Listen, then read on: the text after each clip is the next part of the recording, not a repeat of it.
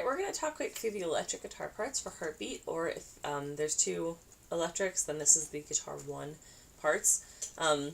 And they're pretty simple. This is in the key of B. We normally do this song in G, but this time around it's going to be male-led, so we're doing this in B. And right off the bat, I can tell you there's one quick correction I want to make to your chord chart, and that is the intro, the note on the guitar notes chart that says swell in G and gives you the fingering for that partial. You're going to swell in on a B, because it would be crazy for you to swell in on a G. It would sound really, really bad. So, let me quick talk about what you'll be playing through the rest of the song, because it's actually pretty simple. There's only 3 different things you'll be playing, and then we'll go back and talk through the intro, and then depending on what time I have, I might cue up the song and play through it, or I might do just a separate demonstration video, just depending on how long this video goes. But there's, like I said, there's 3 things that you're going to be doing. The parts are really simple, and they're all chords that you already know. And that the first thing that you're going to want to do is you're going to be playing partials. So that is B. These are all tabbed out for you, or written out for you on your guitar note sheet too. So B, F sharp, G sharp minor, and E. Just like that. And verse 1, I think I said, like, you'll be out for the first half, and then the second half you'll want to come in. I wrote on the guitar notes to swell in, and sometimes with summer teams we have more instruments to incorporate, and so we want to be careful not to, like, overdo it. I actually think it'll be nice for you, this particular tour, to play sweeps instead of swells. I just think it's going to give it kind of a crisper beginning. And they should be not, like, big, long, drawn-out sweeps, but just kind of, like, slightly tighter, because this whole song, I mean, you've heard the original recording, this song is really about, like, precision and tightness. So the more that you can keep it clean sounding and keep it together, the better the song is going to sound overall. So the chorus, the verse will sound, the second half of the verse. Like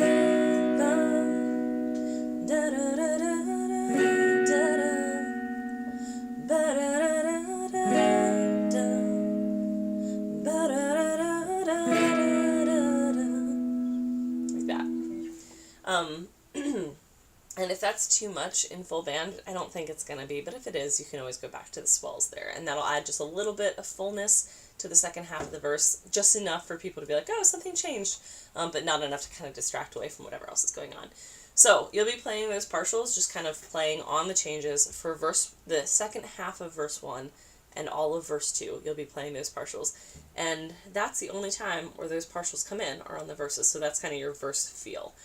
When you get to the chorus and the bridge, bridge 2, the spoken bridge, are going to be the same for you. They're written out slightly differently on your chart, but then I think we've changed up a little bit from the first time we trained this song. We've changed up a little bit what the keys are playing. So the keys are going to be doing kind of that signature syncopated line, bum bum ba-dum bum bum bum ba-da-da-dum bum ba-dum bum, that kind of thing. So you want to do something just very even and very straight to kind of counterbalance that. So what I do is I put my second and third fingers on the 7th fret on the B and E strings and do this. This is exactly what's written on your guitar notes for bridge 2. So if you just want to cross out what I have written, it's almost the same thing, but if you want to cross out what I have written for the chorus and just play what you have for bridge 2, it's going to be exactly the same line. So let me kick on a little bit of delay because it makes it sound really nice.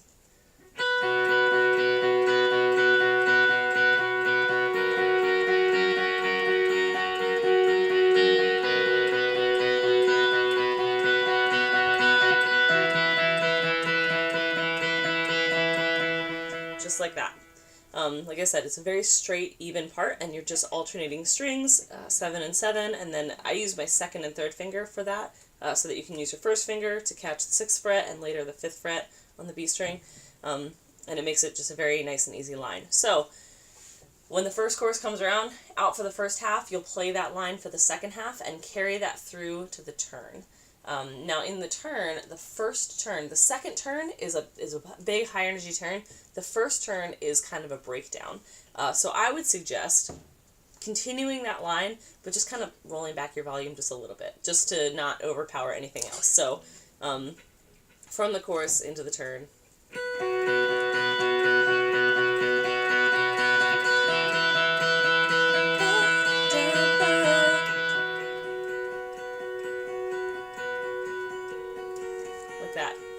just to pull it back just enough that it's more of an accented kind of element.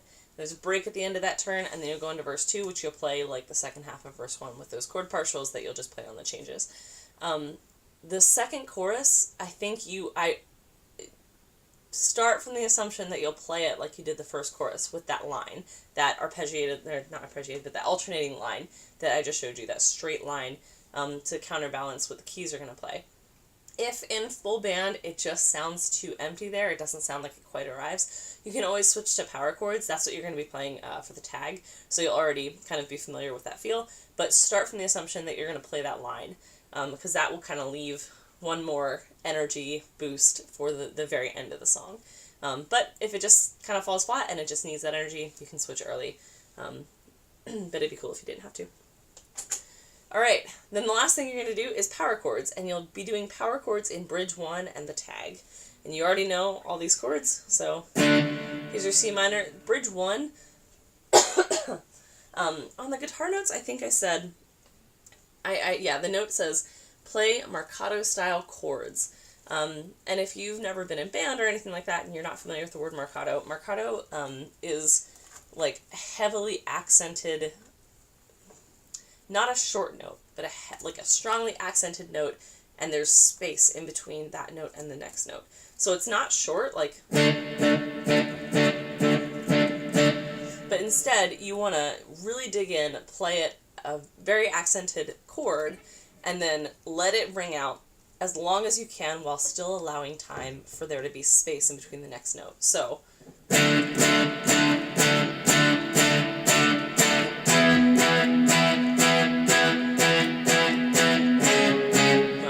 I did play the wrong chord at the beginning, but anyway, that's the feel that you're going for.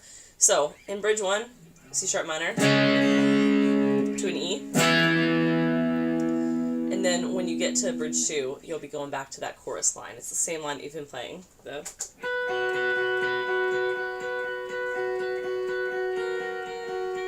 And this time around, that is a super exposed line. In the choruses and everything else, it's been like super high energy, and you've been playing with a bunch of other people. In the bridge, it's really just you. So don't get thrown. Don't lose your confidence. It's supposed to be just you, and just you're really carrying it there. So don't be thrown if everyone else drops out. That's how it's supposed to sound. And then in the tag, you're still doing power chords. Again, you already know these power chords, so